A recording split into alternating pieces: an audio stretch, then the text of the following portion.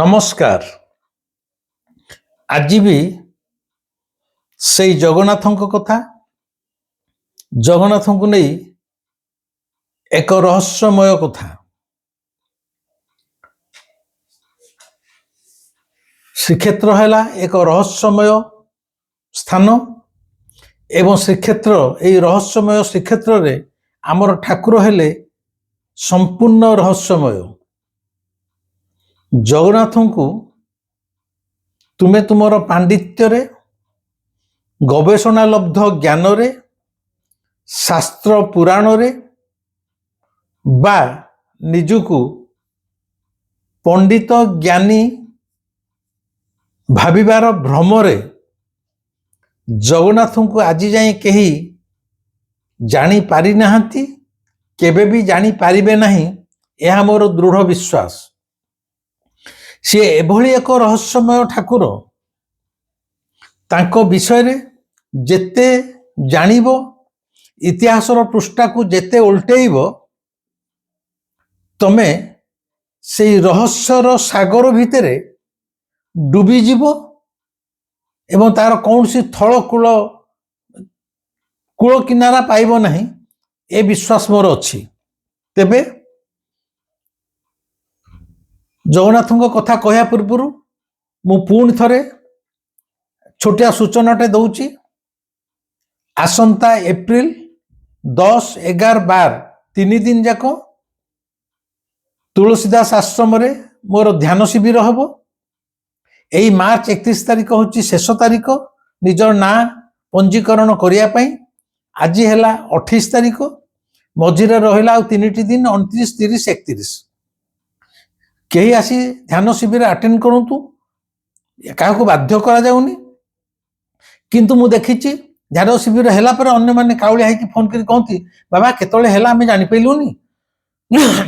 जो मानकर आग्रह थिबो आंतरिक आग्रह थिबो ध्यान शिखिया ध्यान कौन जानिया एवं ध्यान माध्यम रे ईश्वर को हो बा जगन्नाथ को अति कम छोटिया जीवन रे दर्शन करने से माने ध्यान शिविर रे जोग देई पारिबे।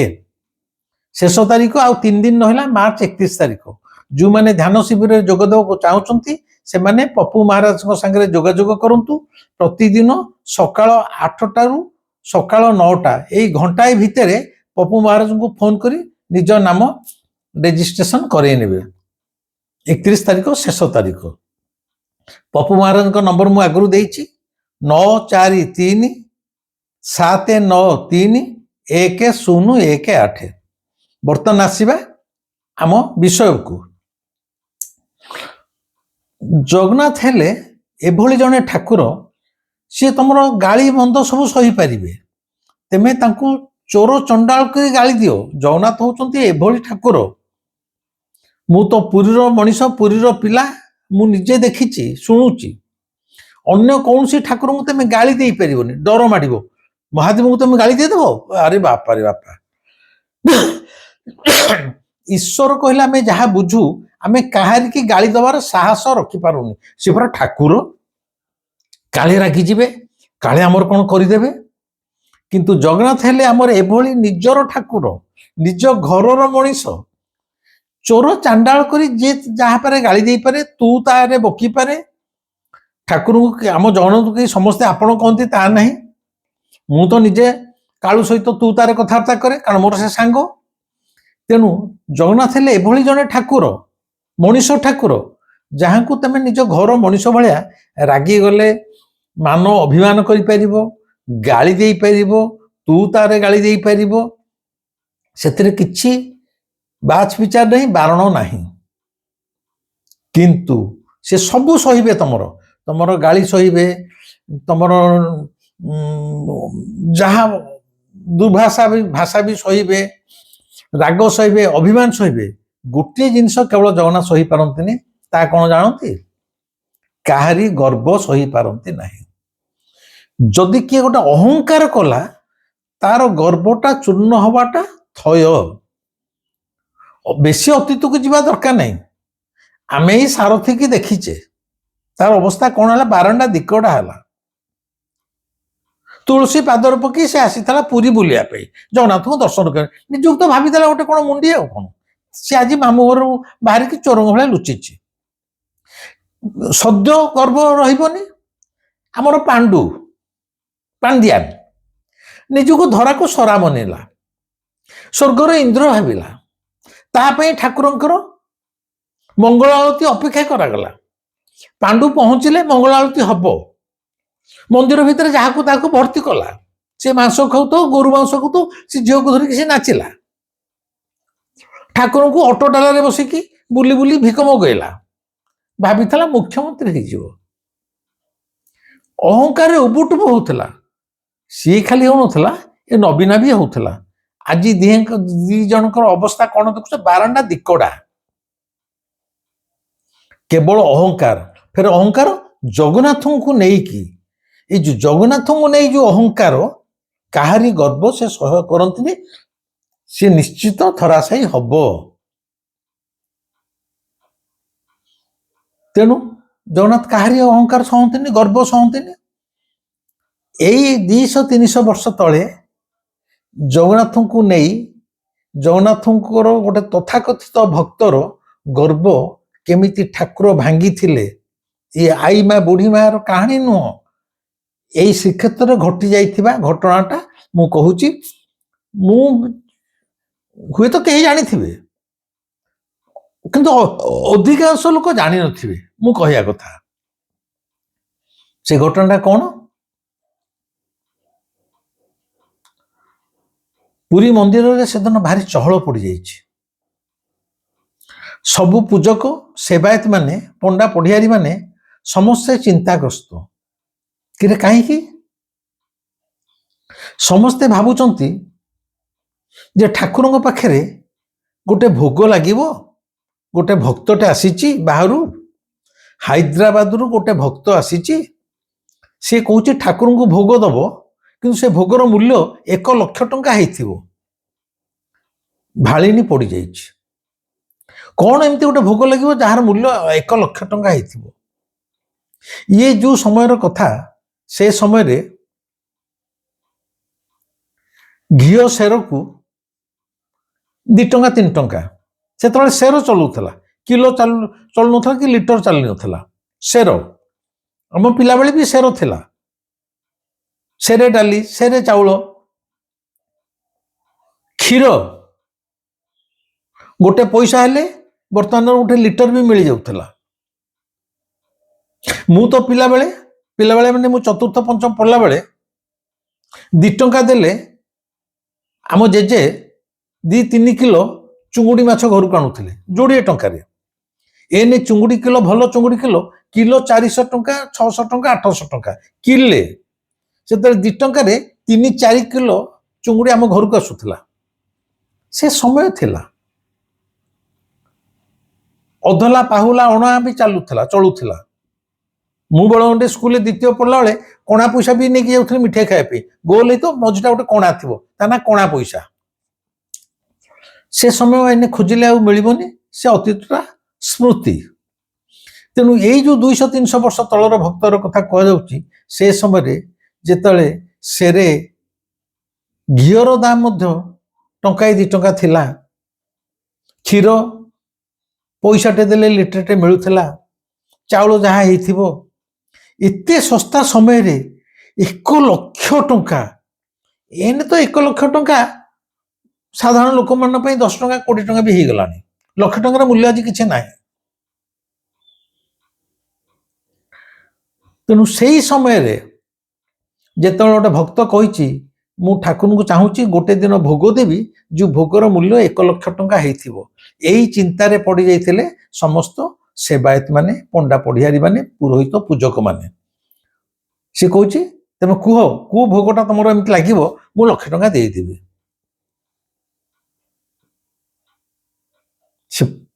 किए से कही से समय हैदराबाद रु जड़े सेठ आसी सेठ माने जो मैंने सुना बेपार करती रूपा बेपार करती बड़ बड़ जमीदार व्यवसाय चली था सेठ कहूला हैदराबाद रु जड़े सेठ आसी श्रीमंदिर जगन्नाथ को दर्शन करने सी जगन्नाथ जड़े परम भक्त थे ଜଗନ୍ନାଥଙ୍କୁ ଦର୍ଶନ କରିଛନ୍ତି, ଦର୍ଶନ କରି କହିଛନ୍ତି ପ୍ରଭୁ ମୋର ଇଚ୍ଛା ତତେ ଗୋଟେ 1,00,000 ଟଙ୍କାର ଭୋଗ ଦେବି। ଏଇ ଯୋଉ ଇଚ୍ଛା ଆ ପଛରେ ଭକ୍ତି ଶ୍ରଦ୍ଧା ଯେତେ ନଥିଲା, ଆ ପଛରେ ଥିଲା ତାଙ୍କର ଅହଙ୍କାର ଯେ ମୁଁ କୋଟିପତି, ମୁଁ ହାଇଦ୍ରାବାଦର ସେଠ, ମୁଁ ଏଇ ପୁରୀର ଗରିବ ଲୋକ ନୁହଁ, ମୁଁ ଏମିତି ଏକ ଭୋଗ ଦେବି କାଳ କାଳ ପାଇଁ ମୋ ନା ସ୍ୱର୍ଣ୍ଣାକ୍ଷରରେ ଲିପିବଦ୍ଧ ହେଇ ରହିବ ଯେ ହାଇଦ୍ରାବାଦର ଅମୁକ ସେଠ ଗୋଟେ ଭୋଗ ଦେଇଥିଲା, ତାର ଦାମ ଥିଲା 1,00,000 ଟଙ୍କା। ଯୋଉ ସମୟରେ କ୍ଷୀର ସେର ପଇସାଟିଏ ବା ଘିଅ ସେର 2 ଟଙ୍କା 3 ଟଙ୍କା, ସେଇ ସମୟରେ ଲକ୍ଷର ମୂଲ୍ୟଟା ବର୍ତ୍ତମାନ ବୋଧେ 1,000 କୋଟି ଟଙ୍କା ହବ କି ବେଶୀ ହବ ମୁଁ କହିପାରିବିନି। ଏଇ ଥିଲା ଚିନ୍ତାର ବିଷୟ। ତାପରେ ସେ ସେଠ ପୁଣି କହିଛି ଯୋଉମାନେ ଠାକୁରଙ୍କର ସେବା ପୂଜା କରନ୍ତି, ମୁଁ 1,00,000 ଟଙ୍କା ତମକୁ ଦେଇ ଦେଇକି ଚାଲିଯିବି, ତେମେ ପରେ ପୂଜା କରିବ, ତା ନୁହଁ।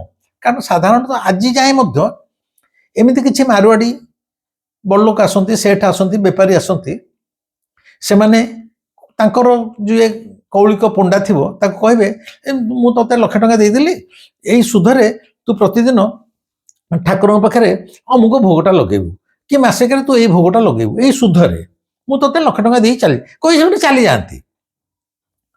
କିନ୍ତୁ ସେବାୟତ ମାନେ ତ ଏଇ ଦାନ ଟଙ୍କାରେ ଚଳନ୍ତି, ତାଙ୍କର ତ ଆମ ଭଳିଆ ଦରମା ନାହିଁ, ପେନସନ ନାହିଁ, ଚାକିରି ନାହିଁ। ତେଣୁ ଏଇ ଯୋଉ ବଡ଼ଲୋକ ମାନେ ସବୁ ବାହାରୁ ଆସନ୍ତି, ଏଇ ପଣ୍ଡା ପଡ଼ିଆରୀଙ୍କ ଉପରେ ଭରସା କରି ବିଶ୍ୱାସ କରି ଟଙ୍କା ଦେଇ ଚାଲି ଯାଆନ୍ତି। ପ୍ରକୃତରେ କ'ଣ ହୁଏ, ସେ ପଣ୍ଡା ପଡ଼ିଆରୀ ମାନେ ଠାକୁରଙ୍କ ପାଖରେ ପ୍ରଥମ ଦିନ କିଛି ଭୋଗ ଲଗେଇଦେବେ, ଦିନେ 2 ଦିନ ଲଗେଇଦେବେ, ସେ ଟଙ୍କାଟାକୁ ମଧ୍ୟ ଠାକୁରଙ୍କ ଉଦ୍ଦେଶ୍ୟରେ ପାଣି ଛଡ଼େଇଦେବେ। ପ୍ରଭୁ ଏଇ ଟଙ୍କାଟା ସେ ଅମୁକ ଜମିଦାର କି ଅମୁକ ସେଠ ଦେଇକି ଯାଇଛି, ତୋତେ ଭୋଗ ଲାଗିଲେ ଏଟା ତତେ ପାଣି ଛଡ଼େଇଦେଲି, ଏହା କହିଲା ପରେ ସେ ଟଙ୍କାଟା ସେମାନେ ନେଇ ନିଜ ଘର ଖର୍ଚ୍ଚରେ ଲଗେଇ ଦିଅନ୍ତି। କାରଣ ଟଙ୍କା ଆସିବ କୁଆଡ଼ୁ? ଏଇ ଯୋଉମାନେ ଭକ୍ତମାନେ ଦିଅନ୍ତି ସେଇଥିରେ ସେମାନେ ଚଳନ୍ତି। ଏହା ମଧ୍ୟ ହୁଏ। ତେଣୁ ସେଠର ମନରେ ସନ୍ଦେହ, ଯଦି ମୁଁ ୟାଙ୍କୁ 1,00,000 ଟଙ୍କା ଦେଇ ପଳଉଛି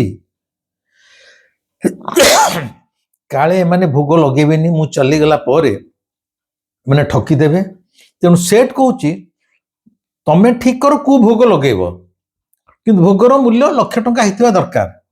ମୁଁ 1,00,000 ଟଙ୍କା ଯୋଉ ଦେବି ମୋରି ଆଗରେ ସେ ଭୋଗ ଲାଗିବା ଦରକାର, ଗୋଟେ ଦିନ ଖର୍ଚ୍ଚ ହେଇଯିବା ଦରକାର। ଏଇ ଗୋଟାକ ସେବାୟତଙ୍କ ଗୋଷ୍ଠୀରେ ଚିନ୍ତାର କାରଣ। ଏକରେ କ'ଣ ଭୋଗ ଲଗେଇବେ ଯାହାର ଦାମ 1,00,000 ଟଙ୍କା। ସେତେବେଳେ ଆମର ଠାକୁରଙ୍କ ପାଖରେ ଯୋଉ ଲହୁଣୀଟା ଟିକେ ମୂଲ୍ୟବାନ ଜିନିଷ, ଯୋଉଥିରୁ ଘିଅ ମରାଯାଏ। ସେ ସମୟରେ ସେତେବେଳେ ଲହୁଣୀରେ ଲହୁଣୀ ଆଉ ମିଶ୍ରି ମିଶେଇକି ଗୋଟେ ଭୋଗ ଦିଆଯାଏ। ସେ ସମୟରେ କୁହାଯାଉଥିଲା ସେଇ ଭୋଗଟା କୁଆଡ଼େ ଟିକେ ଦାମିକିଆ।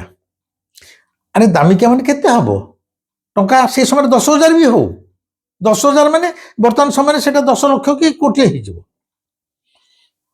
ତେଣୁ ମନ୍ଦିରର ପୂଜକ ମାନଙ୍କର ମୁଣ୍ଡ ଭିତରେ ଖୋପଡ଼ିରେ କିଛି ପଶୁନଥିଲା, ସେ ଲହୁଣୀ ମିଶ୍ରି ଭୋଗ ଦେଲେ ମଧ୍ୟ 1,00,000 ଟଙ୍କା ଖର୍ଚ୍ଚ କରି ହବ ନାହିଁ। କିନ୍ତୁ ସେଠର ଏକା ଜିଦି, ରତ୍ନ ସିଂହାସନ ତଳେ ଯୋଉ ଭୋଗ ଲାଗିବ ତାର ମୂଲ୍ୟ ହେଇଥିବ 1,00,000 ଟଙ୍କା। এইটা ସେଠର ସମ୍ପୂର୍ଣ୍ଣ ଅହଙ୍କାର ଗର୍ବର ନିଦର୍ଶନ। ଏତେ ଜିଦି କାହିଁ? ଠାକୁରଙ୍କୁ ଆସୁଛି ଆଉ ଗୋଟେ ଭୋଗ ଲାଗିବ, ସେ ଦେଖିବାକୁ ଚାହୁଁଥିଲା। ଆଚ୍ଛା, ଏମିତି ଫେରେ ଆପଣ ଆମ ଆନନ୍ଦ ବଜାର କଥା ଜାଣିଛନ୍ତି? ଆନନ୍ଦ ବଜାରରେ ପ୍ରତିଦିନ ଠାକୁରଙ୍କର 56 ଭୋଗ ବିକ୍ରି ହେଇଥାଏ। ଆମ ଠାକୁର ହେଲେ ପେଟୁ ଠାକୁର, ଖାଇବା ଆଉ ବେଶଭୂଷା ହେଇକି ମୁହଁଟି ସୁନ୍ଦରିଆ ମୁହଁଟେ ଦେଖିକି ସିଂହାସନରେ ବସିବା ହେଲେ ଆମ ଠାକୁର କାଳୁ ବାବୁ। ଆମର କାଳୁ ବାବୁଙ୍କର ଦିନ ରାତି ଖାଇବା ଅଭଡ଼ା, ଡାଲି, ମହୁର, ବେସର, ଖଟା, ଶାଗ, କ୍ଷୀରି, ଆ ଛଡ଼ା ଖଜା, ବୁନ୍ଦିଆ ଲଡ଼ୁ, ମୋହନ ଭୋଗ, ମଗଜ ଲଡ଼ୁ, ପିଠା, ଚଢ଼େଇ ନେଦା, କେତେ କ'ଣ। ମୁଁ ପୁରୀର ମଣିଷ ହେଇକି ମଧ୍ୟ ସବୁ ଭୋଗ ଖାଇବାର ସୌଭାଗ୍ୟ ପାଇନି, କିଛି କିଛି ପାଇଛି। କିନ୍ତୁ ଆମ ଠାକୁରଙ୍କ ପାଖରେ 56 ଭୋଗ। ଏବଂ ପୁରୀ ମନ୍ଦିରର ଆନନ୍ଦ ବଜାର ହେଉଛି ଏଭଳି ଏକ ହୋଟେଲ କହିଲେ ଚଳିବ,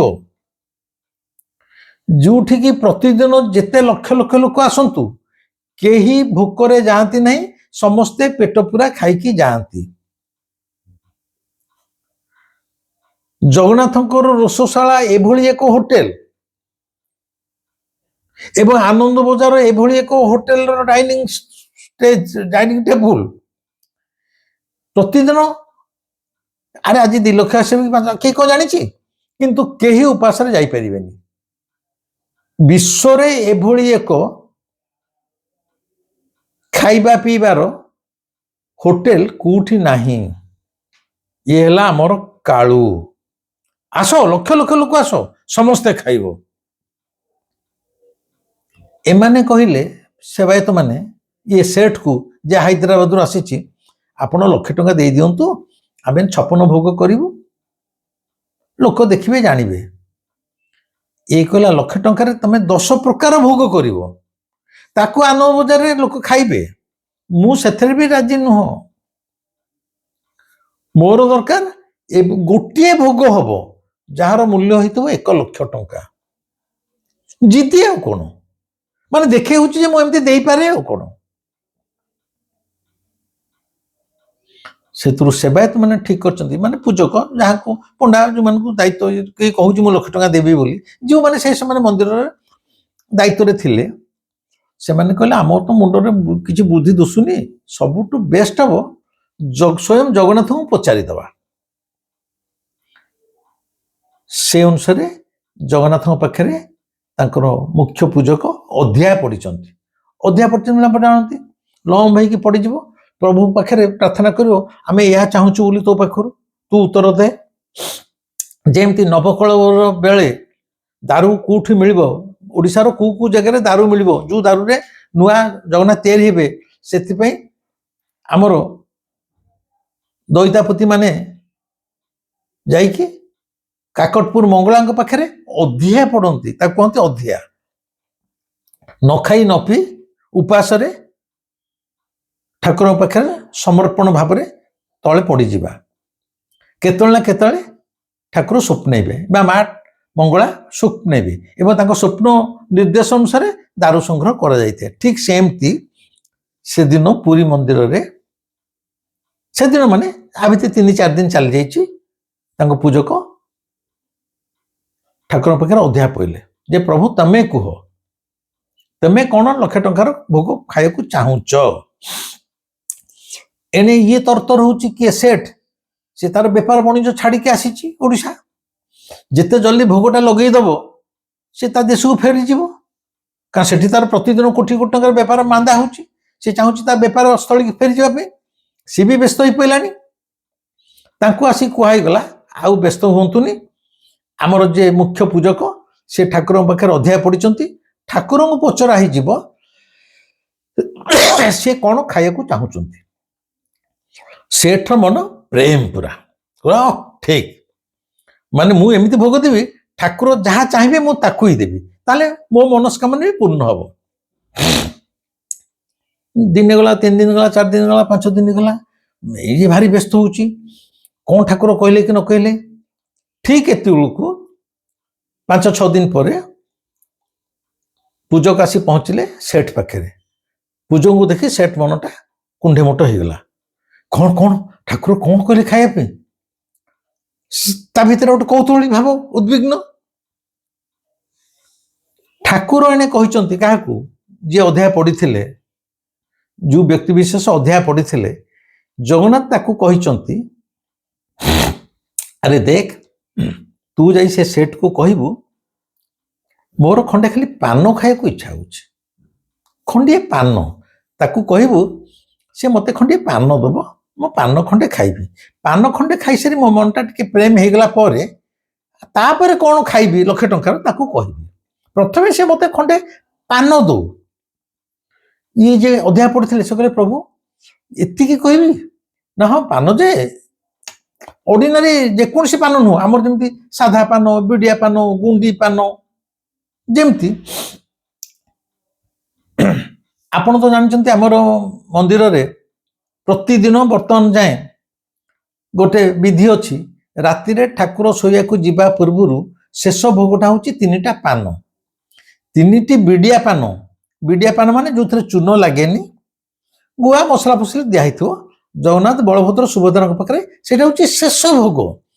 3ଟି ପାନ ଖାଇସାରି ଆମ କାଳୁ, ପ୍ରେମିକ କାଳୁ ଓଠ ନାଲି କଲା ପରେ ଲକ୍ଷ୍ମୀଙ୍କ ପାଖକୁ ସେ ଶୋଇବାକୁ ଯାଏ। ଆଜି ଯାଏ ସେ ବିଧି ପରମ୍ପରା ଲାଗି ରହିଛି। ତେଣୁ ଇଏ ବି ଆମର ରସିକିଆ, ପାନ ରସିକିଆ ଠାକୁର ଆମର। ତେଣୁ ରସିକ ପ୍ରବର କାଳୁ ବାବୁ ଆମର କହିଲେ, ସେଠୁ କହ ମତେ ଖଣ୍ଡେ ପାନ ଦବ, କିନ୍ତୁ ସେ ପାନଟା କେମିତି ପାନ? ବିଡ଼ିଆ ପାନରେ ଚୂନ ଲାଗେନି। ସେ କହିଲେ ସବୁଦିନ ସେଇ ସାଧା ବିଡ଼ିଆ ପାନ ଖାଇ ଖାଇ ମୋ ପାଟି ଚିଟା ହେଇଗଲାଣି, ସିଏ ଯୋଉ ପାନଟା ଦବ ସେଥିରେ ଚୂନ ଲାଗିଥିବ। ଚୂନ ଫେରେ କୋଉଥିରେ ତିଆରି ହୁଏ ଆପଣ ମାନେ ଜାଣିଛନ୍ତି? ଚୂନ ସମୁଦ୍ରରେ ମିଳୁଥିବା ଶଙ୍ଖ, ଶାମୁକା, ଗେଣ୍ଡା, ଏଇ 3ଟାରୁ ଚୂନ ତିଆରି ହୁଏ। ହାଣ୍ଡିରେ ପୋଡ଼ା ହବ, ପୋଡ଼ା ହେଇକି ଚୂନ ବାହାରେ।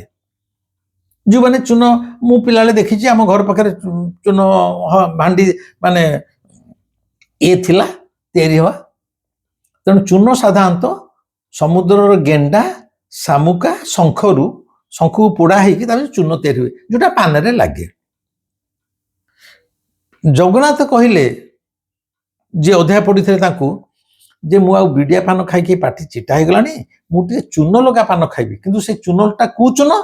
ଏଇ ଶଙ୍ଖ, ଶାମୁକା, ଗେଣ୍ଡାରୁ ହବନି, ଗଜମୋତି ଚୂନରେ ମୁଁ ପାନ ଖାଇବି। ଏଇ ଗୋଟାକ ମନ ଦେଇ ଶୁଣନ୍ତୁ, ଗଜମୋତି ଚୂନରେ ମୁଁ ପାନ ଖାଇବି। ଗଜମୋତି ଚୂନ ମାନେ କଣ ଜାଣିଛନ୍ତି? ଆମର ଯୋଉ ସବୁ ହାତୀ ମାନେ ଜଙ୍ଗଲରେ ଥାଆନ୍ତି କି ଯୋଉଠି ଥାଆନ୍ତି, ଜଣେ ଜଣେ ହାତୀଙ୍କ, ବୟସ୍କ ହାତୀଙ୍କ ମୁଣ୍ଡରେ, ଜଣ ଜଣଙ୍କ ହାତୀ ମୁଣ୍ଡରେ ଗୋଟେ ମୋତି ଥାଏ। ଏଇ ତାଳୁ ଉପରେ ଭିତରେ ଗୋଟେ ମୋତି ଥାଏ। এটা ଗପ ନୁହଁ, this is a biological fact. ଯେମିତି ଗୋଟେ ଗୋଟେ ଶାମୁକା ଭିତରେ ମୁକ୍ତା ଥାଏ, ସମୁଦ୍ର ପାଣି ଭିତରେ ଅନେକ ଶାମୁକା ପଡ଼ିଛି, ସବୁ ଭିତରେ ମୁକ୍ତା ବାହାରେନି। ହୁଏତ ଲକ୍ଷେ ଶାମୁକା ଭିତରେ ଗୋଟେ ଗୋଟେ ଶାମୁକା ଭିତରେ ମୁକ୍ତା ବାହାରେ। ଠିକ ସେମିତି ଗୋଟେ ଗୋଟେ ହାତୀଙ୍କ ମୁଣ୍ଡରେ, ଅଣ୍ଡିରା ହାତୀଙ୍କ ମୁଣ୍ଡରେ ମୋତି ଥାଏ। ସେ ହୁଏତ 1000 ହାତୀ କି ମାରିଲେ ଗୋଟେ ମୋତି ବାହାରିପାରେ, କି 10,000 ମାରିଲେ କାହାର ମୁଣ୍ଡ, ଏମିତି ଯାହା ବୋଲି ତା ମୁଣ୍ଡରେ ହାତୀର ମୋତି ବାହାରିବନି।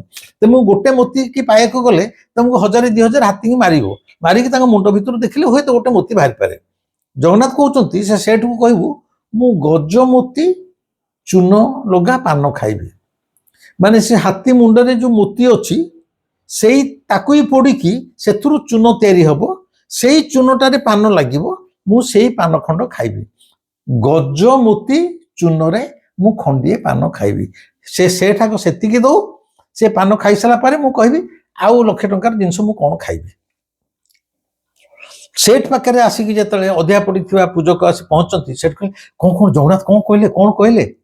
ଇଏ କହିଲେ ସେ ବିଶେଷ କିଛି କହିନାହାନ୍ତି, ସେ ଖାଲି କହିଲେ ସେଠୁ କହ ସେ ଗୋଟେ ପାନ ଖାଇବାକୁ ତାଙ୍କର ଇଚ୍ଛା। ନା ଏ ଖଣ୍ଡିଏ ପାନ ମୁଁ ପୁରା 1,00,000 ଟଙ୍କା ଦେବି। ନା ହଁ, ସେ କହିଛନ୍ତି ପାନଟା ଖାଇ ତାଙ୍କ ମନଟା ଟିକେ ପ୍ରେମ ହେଇସାରିଲା ପରେ ସେ କଣ ଖାଇବେ କହିବେ। ନା କିନ୍ତୁ ପାନଟାରେ ଯୋଉ ଚୂନ ଲାଗିବ ସେଟା ଗଜମୋତି ଚୂନ। ନା ଗଜମୋତି ଚୂନ କଣ? ସେଠ ପଚାରୁଛନ୍ତି। ନା ଗୋଟେ ଗୋଟେ ହାତୀର ମୁଣ୍ଡରେ ମୋତି ବାହାରେ, ସେଇ ମୋତିଟାକୁ ପୋଡ଼ିକି ଚୂନ କରିବ, ସେଇ ଚୂନଟା ପାନରେ ଲାଗିବ, ସେଇ ଗଜମୋତି ଚୂନ ଲଗା ପାନ ଖଣ୍ଡିଏ ଦେଲେ ସେ ଖାଇବେ। ଏ କହିକି ଯିଏ ଅଧ୍ୟାୟ ପଡ଼ିଥିଲେ ସେ ଚାଲିଗଲେ। ଇଏ କହିଲା ହଉ ଗୋଟେ ପାନ ତ ଦେବି ଗଜମୋତି ଚୂନରେ, ହଠାତ୍ ଖୁସି ହେଇଗଲା। ତାପରେ ଯେତେବେଳେ ଚୁପଚାପ ଟିକେ ବସିଗଲେ, କିଏ? ସେଠ, ତାଙ୍କ ମୁହଁଟା ବିଷଣ୍ଣ ହେଇଗଲା। ସେ ଯେତେବେଳେ ବାସ୍ତବଟାକୁ ଅନୁଭବ କଲେ, କହିଲେ ଗଜମୋତି ଚୂନ ମାନେ ଗୋଟେ ହାତୀ ମୁଣ୍ଡରୁ ଯୋଉ ମୋତି ବାହାରେ, ପ୍ରତି ହାତୀ ମୁଣ୍ଡରେ ତ କପାଳରେ ମୋତି ନଥାଏ, ତାର ତ ମତେ ଗୋଟେ ମୋତି ବାହାର କରିବାକୁ ଖୋଜିକି ପାଇ, ଗୋଟେ ମୋତିରେ ଯେ ଚୂନ ହେଇଯିବ ତା ବି ନୁହଁ, ହୁଏତ 8-10ଟା ମୋତିକି ଚୂନ କଲା ପରେ ଚୂନ ବାହାରିବ। ଗୋଟେ ମୋତି ଏଡ଼ିକି ମୋତିଟେ ଥିବ, ତା ଦେହରେ ଚୂନ ହବନି। ମିନିମମ୍ 10-20ଟା ମୋତିକି ପୋଡ଼ିଲେ ତା ଦେହରୁ ଚୂନ ବାହାରିବ। ଆଚ୍ଛା, ତା ଛଡ଼ା ପ୍ରତି ହାତୀ ମୁଣ୍ଡରେ ବି ମୋତି ନାହିଁ, ମୁଁ କେତେ ହାତୀ ମାରିଲେ ଗୋଟେ ମୋତି ବାହାରିବ? हुए तो 1000 हाथी मारिले गोटे मोती बाहरी पारे 10-20टा हाथी मारिया को मोती पाए गले मत 10-20 हाथी ही मारिया पड़ो आम तो जाचु आमको कह जाए हाथी जीले लक्षे मले भी लक्षे कथार अच्छी जदि हाथी जीले मल जदि हाथीर मूल्य से समय अनुसार लक्षे थिला से समय गोटे हाथीर मूल्य लक्षे थिला जदि 1000 हाथी मारि तो कोटी ही गला आदि 10-20टा मोती खोजी मुझे 10,000 हाथी मारि से केते कोटी हम मुझे गणित भाई हिसाब कर कहि मु गणित मूर्ख जदि गोटे हाथीर मूल्य लक्षे हुए 1000 हाथी मारिले हुए तो गोटे मोती मिल पारे 20टा मोती पाए गले मत 20,000 हाथी मारिया पड़ो ताले केते 100 कोटी हम कि केते कोटी हम मु तो लक्षे टंकार भोग लगे कहती ये तो कौन 100 कोटी कारबार आसलानी था केते हाथी मु मारि मारिले जे मोती बाहर से तो आखि मुझे किसी समय नीरव बसी जा जानिला जगन्नाथ तार जो जिग्दी मु लक्षे टंकार भोग देवी जो अहंकार जगन्नाथ सेटा अनुभव कर विशेष कर सेठ निजे पश्चाताप अनुताप कला जे एटा मोर अहंकार प्रभु मोर अहंकार को सह्य कर पाइलानी से निजे अनुभव करिछि अनुताप करछि पश्चाताप करछि से सीधा गला रत्न सिंहासन तले गोड़ होगी लंब हो तले पड़गला कहला प्रभु मोर भूल है जिते टंका पछे रोजगार करे जिते बड़ लोक हुए जिते कोठी करें तो आगे मु दांडर भिखारी मु मो अहंकार रे मो पाखे एते टंका अच्छी मु आज स्वीकार करछि मु अहंकार रे मु भाभी तते गोटे लक्षे टंकार भोग देकी ना कमेबी बोली मते क्षमा कर ए दुष्टता मु जीवन में करें क्षमा मागी सेठ ठाकुर को मुंडिया मारिकी तार हैदराबाद फेरी जाइए आजिर जगन्नाथ कथा गजमोती चूनर पान खाइबा कथा एटा यही श्रीक्षेत्र में 200-300 तल वर्ष तले घटी जाइथिला जहाँ प्रथम रू कही वर्तमान भी कहूँ जगन्नाथ सबू सही पारती मनुष्यर गर्व अहंकार आदौ सह्य करती नहीं जी निजर क्षमता को नहीं पदमर्यादा को नहीं जश सम्मान प्रतिष्ठा को नहीं एवं टंका को नहीं गर्व करे जगन्नाथ से गर्व काहारी रखी नांती कि रखिबे नहीं अतीत रे उदाहरण अनेक मु तो किछि किछि उदाहरण भी देदेली तेणु यही हैदराबाद जो सेठ आसी जो समय सेरे घीर दाम मात्र 2 टंका 3 टंका से समय 1 लाख टंकार भोग लगे कही चहल सृष्टि करिथिला श्रीक्षेत्र रे श्री मंदिर रे तार से अहंकार को गोटे निमिषके जगन्नाथ चूर करदेले से हेले जगतर नाथ ताको आगे आम मैंने समस्ते भिकारी से हैदराबाद सेठ किए जगन्नाथ आगे जो ठाकुर खंडे पान से दे पाइलानी ठाकुर कहले मु खंडे पान खाइबी चूनटा खाली लगे मोती चून दे पाइलानी से जानतु आम ठाकुर आगे जगन्नाथ आगे तुम पृथ्वीर सकल ऐश्वर्य तुच्छ बंधु भूल रे अहंकार करनी तलितलांत हो एवं ए भिडियोटी आपण मानु केमि लागला मते कहिबे आ गोटे कथा कहूची अनेक समय मु ए भिडियो कहला बेले कहूची मो कालू मु ता संगे कथाता करूची बा ता सहित मोर संपर्क रखिची आकु मध्य किछि ବ୍ୟକ୍ତି ବିଶେଷ କରି ଏବେ ଜଣେ ଭଉଣୀ ବୋଧେ ସହ୍ୟ କରିପାରିଲେ କି ନାହିଁ, ସେ ଗୋଟେ କମେଣ୍ଟରେ ଲେଖିଲେ, ଆପଣ ସବୁବେଳେ କହୁଛନ୍ତି ଆପଣଙ୍କ ସହିତ କେବଳ କାଳୁର ସମ୍ପର୍କ ଅଛି, କଥାବାର୍ତ୍ତା କରୁଛନ୍ତି, ମାନେ ଆପଣଙ୍କ ସହିତ ତାର ସମ୍ପର୍କ ଅଛି, ଏକୁଟିଆ। ସେମିତି ନୁହଁ, ଆମ ସମସ୍ତଙ୍କର ଅଛି, ଅନେକଙ୍କର ଅଛି। ତେଣୁ ଆପଣ ଆପଣଙ୍କର କଥା କହିବାର ଶୈଳୀ ମୋଡ଼ ବଦଳେଇ ଦିଅନ୍ତୁ। ଭଉଣୀ ମତେ କ୍ଷମା କରିବେ, ଏକଥା କହିବା ଭିତରେ ମୋର ଆଦୌ ଅହଙ୍କାର ନାହିଁ, ଗର୍ବ ନାହିଁ, କିଛି ନାହିଁ। ମୁଁ ସବୁବେଳେ କହେ ବା କହୁଛି, ଏ ଭିଡ଼ିଓ ସବୁ କରୁଛି ଏଇ ସକାଶେ, କେବଳ ମୋ ସହିତ ସମ୍ପର୍କ ଅଛି ବୋଲି ମୁଁ ଆଦୌ ଦାବି କରୁନି। ମୁଁ ତ ଅନେକ ଥର କହିଛି, ମୋ ସହିତ ଯେମିତି ଏସବୁ ଘଟଣା ଘଟୁଛି ଅନେକଙ୍କ ଜୀବନରେ ମଧ୍ୟ ଏମିତି ଅଲୌକିକ ଘଟଣା ମଧ୍ୟ ଜଗନ୍ନାଥଙ୍କୁ ନେଇ ଘଟୁଥିବ। ମୁଁ ହୁଏତ କହିପାରୁଛି, ଅନ୍ୟମାନେ କେହି କହିପାରୁନାହାନ୍ତି। ତା ଅର୍ଥ ଯେ ମୋ ଜୀବନରେ କେବଳ ଜଗନ୍ନାଥଙ୍କୁ ନେଇ ସମ୍ପର୍କ ଯୋଡ଼ି ହେଇଛି, ଅଲୌକିକ ଘଟଣା ଘଟୁଛି ତା ନୁହେଁ, ଅନେକଙ୍କ ଜୀବନରେ ଘଟୁଛି, ସେମାନେ କହିପାରୁନାହାନ୍ତି। ତେଣୁ ମୋ ସହିତ ତାର ଏକଚାଟିଆ ସମ୍ପର୍କ ଅଛି, ମୁଁ ସେ ଦାବି ଆଦୌ କରୁନାହିଁ, ମତେ କ୍ଷମା କରିବେ। ମୋର ଉଦ୍ଦେଶ୍ୟ ସମସ୍ତେ କାଳୁକୁ ଭଲ ପାଆନ୍ତୁ। ବାରମ୍ବାର ସେଟା କହୁଛି, 1000 ଥର କହୁଛି, 1 ଲକ୍ଷ ଥର କହୁଛି, କାଳୁକୁ ଭଲ ପାଆନ୍ତୁ। ଆପଣ କେତେ ପଢିଛନ୍ତି, କେତେ ଗୁଡେ ଜାଣିଛନ୍ତି, ବହୁତ ଜ୍ଞାନୀ ପୁରୁଷ, ସିଏ ତା ଆଗରେ କିଛି କାମ ଦବନି, କିଛି କାମ ଦବନି। ସେ ଗୋଟେ ଆପଣଙ୍କର ଅହଙ୍କାର। କିଛି ପାଠ ପଢିବା ଦରକାର ନାହିଁ, ଗଣ୍ଡ ମୂର୍ଖ ହୁଅନ୍ତୁ, କାଳୁ କିନ୍ତୁ ଖାଲି ଭଲ ପାଆନ୍ତୁ, କାଳୁ ଆପଣଙ୍କର। ଏତିକି ମୋର କହିବାର ବାର୍ତ୍ତା, ଆଉ କିଛି ନୁହଁ। ଜଗନ୍ନାଥଙ୍କୁ ନେଇ ଏଇ ଶ୍ରୀକ୍ଷେତ୍ରରେ ଅନେକ ଜିନିଷ ଘଟି ଯାଇଛି, ଏବେ ବି ଘଟି ଚାଲିଛି, ହୁଏତ ଆମେ ଅନେକ ଜାଣିପାରୁନୁ। କିନ୍ତୁ ପୁଣି ଥରେ କହୁଛି, ଜଗନ୍ନାଥ ହେଲେ ଅତ୍ୟନ୍ତ ରହସ୍ୟମୟ ଠାକୁର, ଯିଏ ଜଗନ୍ନାଥଙ୍କର ସେଇ ରହସ୍ୟ ସାଗରରେ ବୁଡ଼ିଗଲା, ହୁଏତ ସେ ସେଥିରୁ କାଣିକାଏ ଅମୃତ ଚାଖି ପାରିବାର ଏ ଜୀବନରେ ସୌଭାଗ୍ୟ ପାଇପାରେ, ସୁଯୋଗ ପାଇପାରେ। ମୁଁ ମୋ କାଳୁ ପାଖରେ ଚିରକୃତଜ୍ଞ, ଜନ୍ମ ପରେ ଜନ୍ମ କୃତଜ୍ଞ। ମୋର ଏଇ ଛୋଟିଆ ଜୀବନଟିରେ ସେ ମତେ ବହୁତ କିଛି ଦେଇଛି। ଟଙ୍କା ପଇସା, ସୁନା ପଇସା, ନାମ ଯଶ ଦେବାଟା ମୁଁ କହୁନି,